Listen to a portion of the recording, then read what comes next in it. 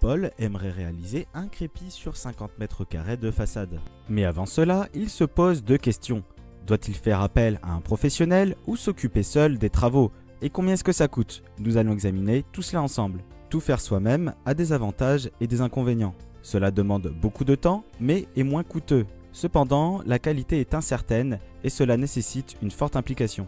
Paul doit d'abord apprendre à poser du crépi, ce qui n'est pas forcément évident. Il doit ensuite acheter le matériel nécessaire à la pose, comme une échelle, une truelle, une taloche ainsi que d'autres outils. Il paye en tout 168 €. À cela s'ajoute l'achat de la sous-couche de fixation à 80 € ainsi que l'enduit pour crépi à 3,5 € le kilo, soit 175 €. Paul peut maintenant se mettre au travail, ce qui devrait lui demander 18 heures de pause. Paul aura donc pris 22 heures de son temps pour réaliser la pose de son crépi et dépenser 423 € pour 50 mètres carrés. Il réalise une énorme économie, mais le travail n'est pas évident et très chronophage. Faire appel à un artisan amène des avantages différents. Cela réclame peu de temps et d'investissement, cependant les travaux seront plus coûteux. En contrepartie, cela assure de la qualité finale et permet une garantie des travaux.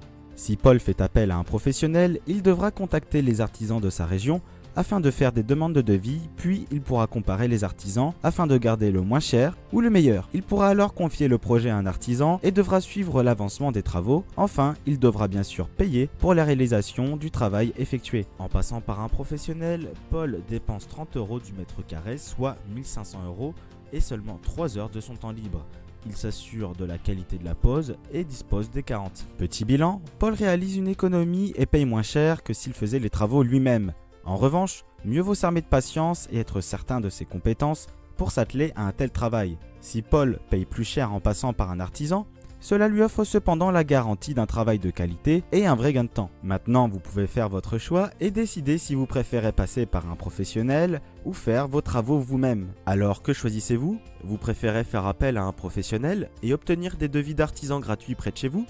Ou bien vous préférez découvrir la méthode ainsi que la liste des outils nécessaires afin de réaliser les travaux vous-même? Alors rendez-vous sur quilefait.com en suivant les liens dans la description.